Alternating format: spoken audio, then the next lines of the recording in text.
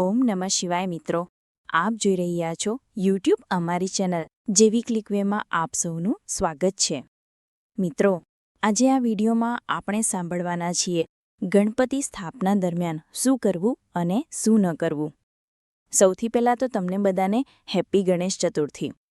જો તમે ઘરમાં પહેલી જ વાર ગણપતિ સ્થાપના કરો છો તો એ માટે સૌથી જરૂરી છે સંકલ્પ કરવો, એટલે કે મૂર્તિને તમે કેટલા દિવસ ઘરમાં રાખવા ઈચ્છો છો, જેમ કે 1 દિવસ, 3, 5 કે 11 દિવસ અને કેટલા વર્ષ માટે।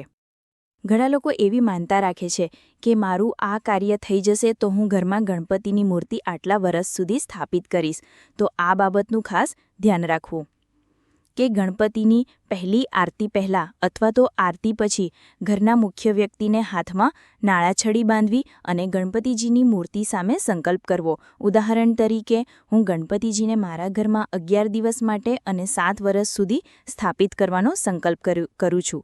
હે વિઘ્નહર્તા, જો અમારાથી કંઈ ભૂલચૂક થઈ જાય તો પોતાનું બાળક સમજીને માફ કરજો અને સદા તમારી કૃપાદ્રષ્ટિ અમારા પરિવાર પર રાખજો। જે કંઈ બધા કરે છે એ તો તમને ખ્યાલ જ હશે। સવાર સાંજ આરતી અને પ્રસાદનો ભોગ લગાવો। જો આ બાબતમાં તમને કંઈ પૂછવું હોય તો તમે કોમેન્ટમાં પૂછી શકો છો। કહેવાય છે કે જેવી દ્રષ્ટિ તેવી સૃષ્ટિ, એટલે કે આપણે મૂર્તિ સ્થાપના કરીએ છીએ તેમ વિચારશું તો તે મૂર્તિ જેટલું જ ફળ આપશે, અને એવું વિચારીશું કે મેં મારા ઘરમાં વિઘ્નહર્તાની સ્થાપના કરી છે તો તે તમારા વિઘ્ન પણ હરશે અને મનોકામના પણ પૂરી કરશે। તો સૌપ્રથમ તો એ જ વિચારજો કે ઘરમાં મૂર્તિ નહીં, પોતે ભગવાન બિરાજમાન છે। આ સિવાય જે નાની મોટી વાતો છે જે કોઈ જાણે છે અને કોઈ નહીં, તેના વિશે વાત કરીએ। ગણપતિની માટીની મૂર્તિની જમણી બાજુએ ઘરના મંદિરમાં રહેલી નાની મૂર્તિ મૂકવી કે જેને આપણે સ્નાન કરાવી શકીએ। તમે પોતે સવારે સ્નાન કર્યા બાદ રોજ સવારે ગણપતિજીને પંચામૃત અને ગંગાજળથી સ્નાન કરાવો। માટીની મૂર્તિને દુર્વાની મદદથી પંચામૃત અને ગંગાજળનો છંટકાવ કરવો અને સ્વચ્છ કપડાં વડે સાફ કરવા, અને તેમનો શણગાર અને વસ્ત્રો એટલે કે ખેસ બદલવું હોય તો બદલવો, અને ઘરના ગણપતિને વાટકામાં કે થાળીમાં બેસાડીને તેને પંચામૃત અને ગંગાજળ વડે સ્નાન કરાવવું અને તેને નવા વસ્ત્રો પહેરાવવા। આરતીના સમયે સવાર સાંજ બંને ટાઈમ પહેલાંથી જ નક્કી કરેલ રાખવું, તેમાં ફેરફાર ન થઈ શકે। સવારની આરતી બને ત્યાં સુધી 9 વાગ્યા પહેલાં રાખવી। શક્ય હોય તો પરિવારના બધા સભ્યોએ આરતીમાં હાજર રહેવું, અને જો આખું પરિવાર એ સમય ન પહોંચી શકતું હોય તો 11:30 સુધી આરતી કરી શકાય। સાંજે આરતીનો સમય 7 થી 8 વાગ્યા સુધી રાખી શકાય। કોઈપણ એક દિવસ સત્યનારાયણ ભગવાનની કથા કરવી અનિવાર્ય છે, અને 1 દિવસ 56 ભોગ ધરાવવો। ગણપતિજીને ઘરના સભ્યની જેમ જ સવારની ચા બિસ્કિટ નાસ્તો, બપોરનું જમવાનું, રાતનું જમવાનું ધરવું અને પછી જ પોતે ખાવું।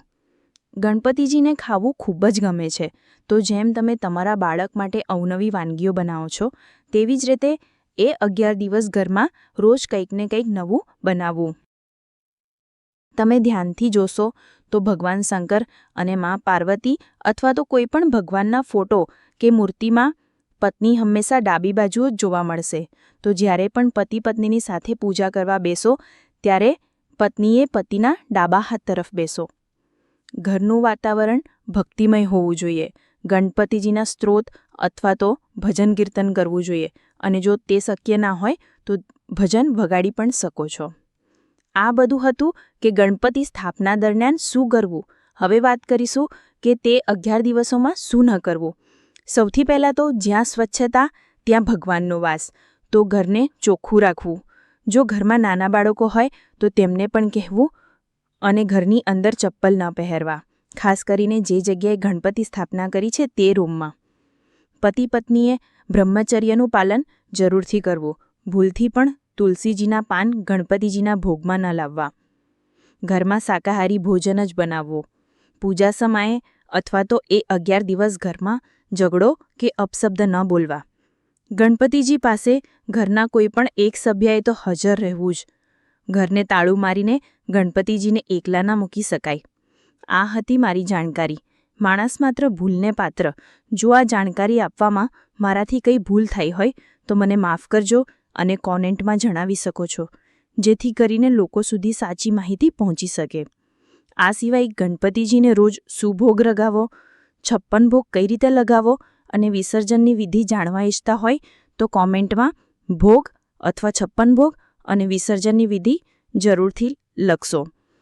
અને વિડીયો ગમે તો વિડીયોને લાઇક અને શેર કરવાનું ના ભૂલશો. આભાર.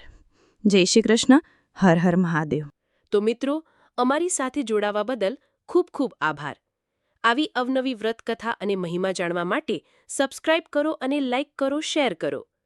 મળીએ હવે નવી મહિમા સાથે. આવજો મિત્રો.